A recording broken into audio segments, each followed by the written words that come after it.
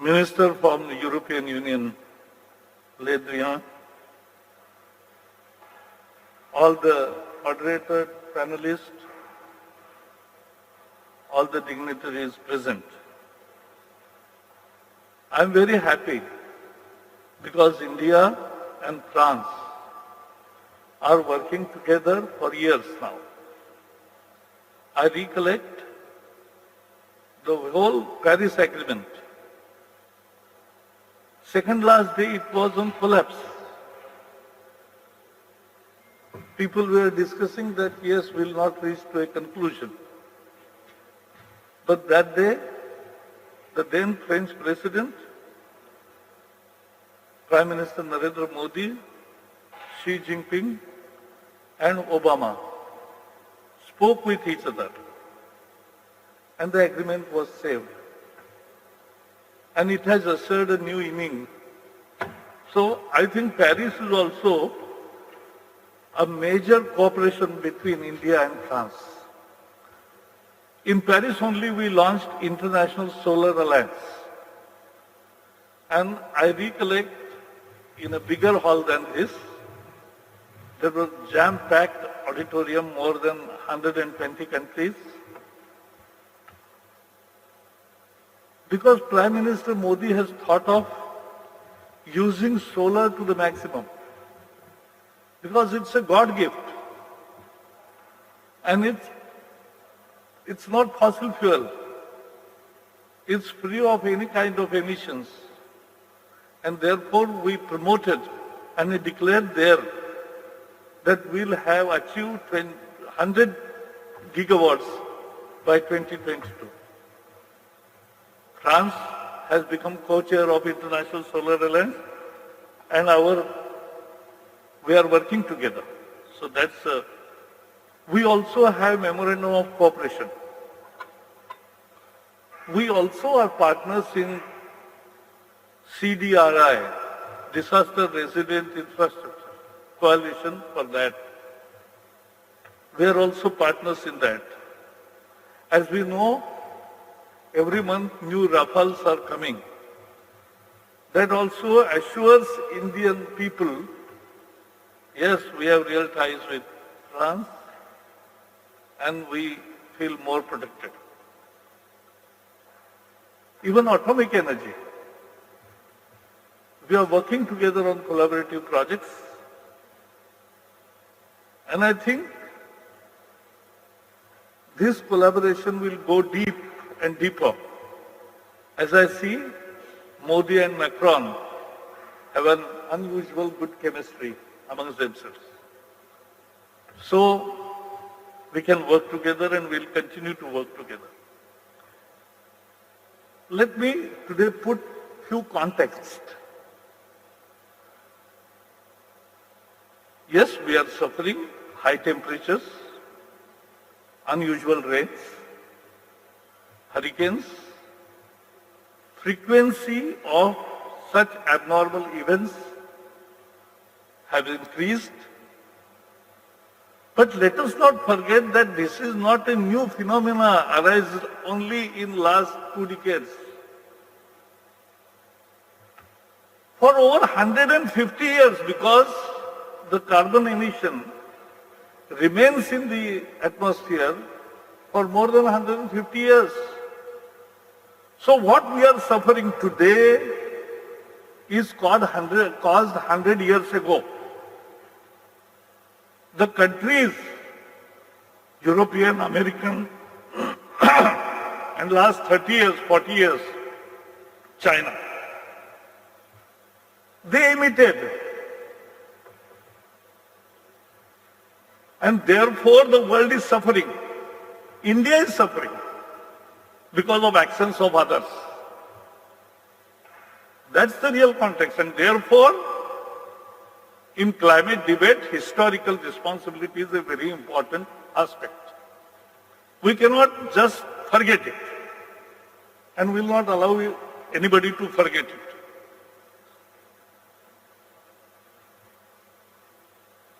The historical responsibility today is China 28%, USA 14%, Europe 10%, India is just 3%. So we are not responsible for the climate change that is happening. But still, India is a responsible nation to do right things and do away with the climate risks. Therefore, our actions. And with this historical responsibility, principle of common but differentiated responsibility emerged. CBDR. Yes, as we are facing today common threats, we all will have to act. But those who are polluted will have to act more. That's why they committed in Copenhagen $100 billion per year. I just calculated, if I am right, moderator.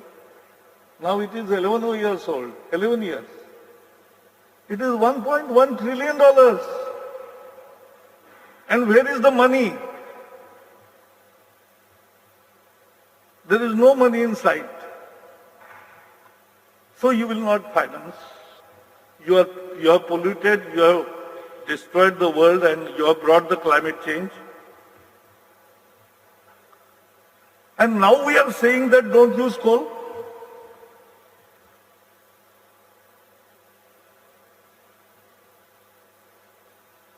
The alternative technology has to be much cheaper than coal.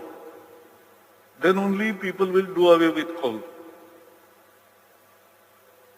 And India is not a major emitter. People say in sequence that we are the fourth largest emitter. How? India, coal consumption of China is 4 billion tons this year. Ours is not even 1 billion tons. It's 850.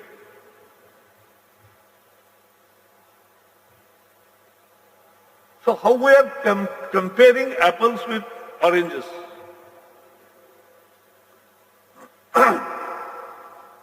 And so, the principle of equity is also important.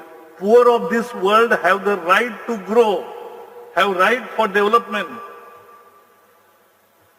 How they will achieve? They need power. Europe's per capita per year power consumption is 10,000 kilowatts. My per capita per year power consumption is 1200 kilowatts. Doesn't Indian people or the poorer world requires the facilities which everybody others are enjoying? We'll be more responsible. Because our culture and ethos tells me, don't waste. Use, conserve. Probably ours is the only country which worships trees, which worships animals, which worships birds.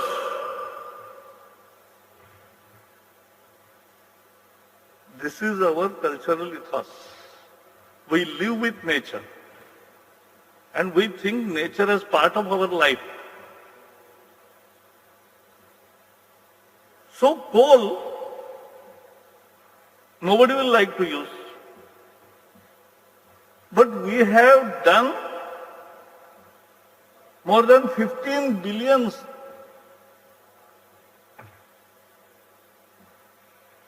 dollars investment in having more clean FGD technology. It's a huge cost. My cost of power production increases by 3% with that one single technology. But we are doing that. We have put 400 rupees, $6 carbon tax on coal production. When I told that in during Paris, Ban Ki-moon and others were astonished to see how you could levy carbon tax. I told them that in Parliament we have 36 political parties. But we did it unanimously because we want climate change to be tackled. We want to discourage coal. We want to promote solar and renewable energies in all forms, maybe it's wind, maybe it's solar, maybe ethanol.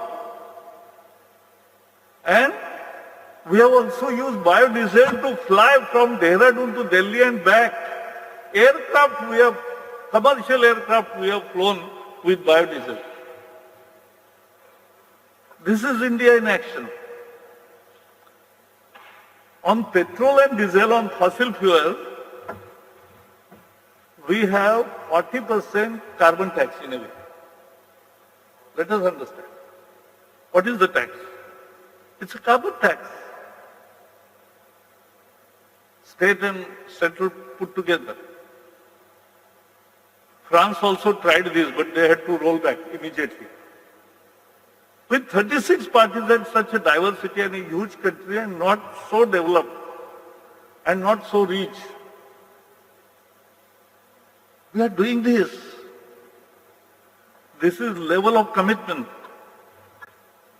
So, my main issue is that poor of this world has a right to grow. We will ensure the sustainable growth path. That is what is needed. And there was also discussion in the Earth Summit that who will do how much action. And it was decided that national circumstances will lay the framework for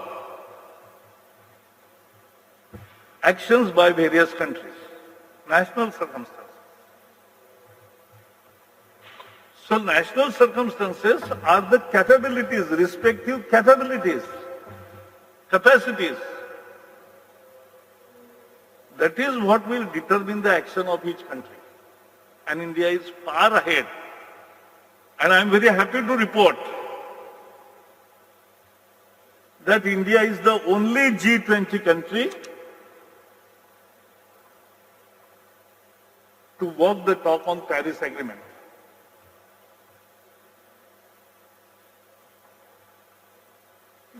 United Nations Environment Programme, UNEP, Climate Tracker, Climate Performance Index, all such surveys have adjudged India one of the best countries on performance from 95 to 2000, no, from 2015 to 2020.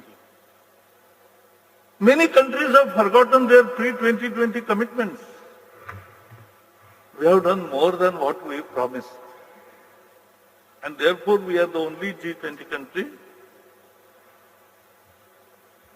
We have increased our tree cover by 15,000 square kilometers.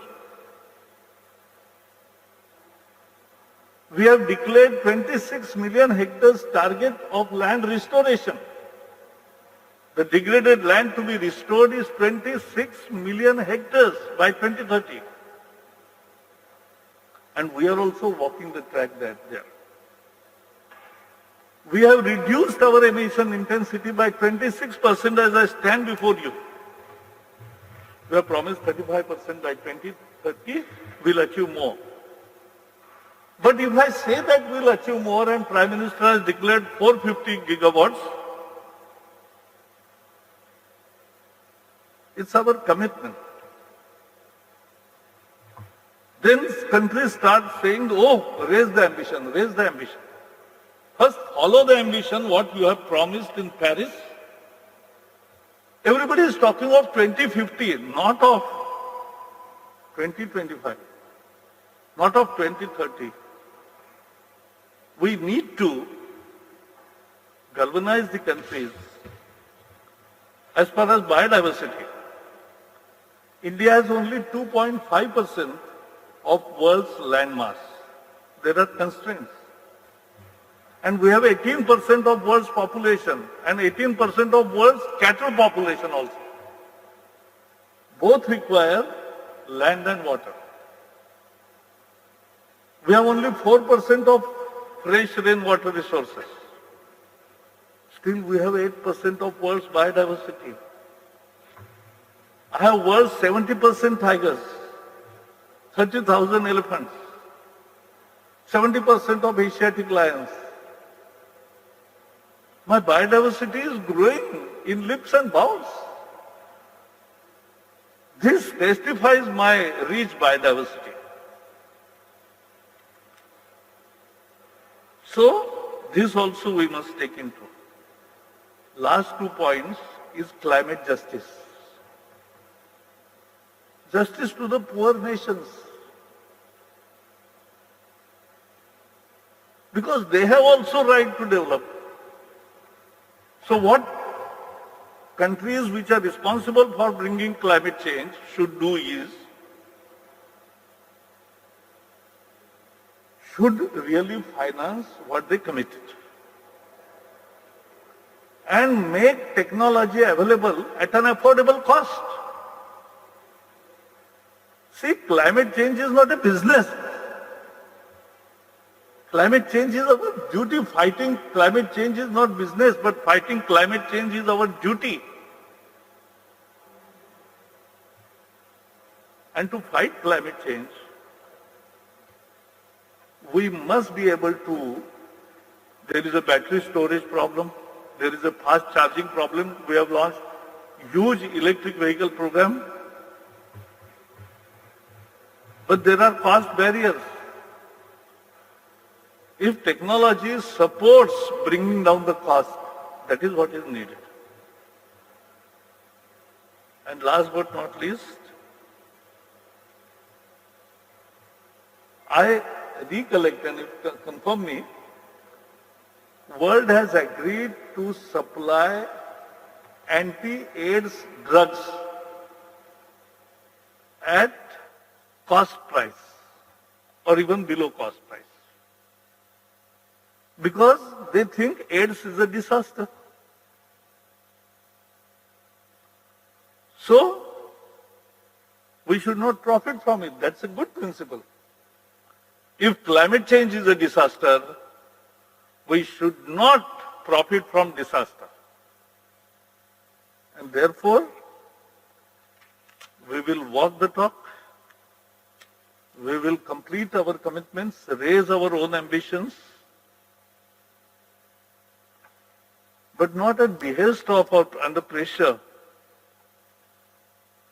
But we will also ask countries to finance and to provide technology support, and we'll ask countries of their actions. Thank you and all the best.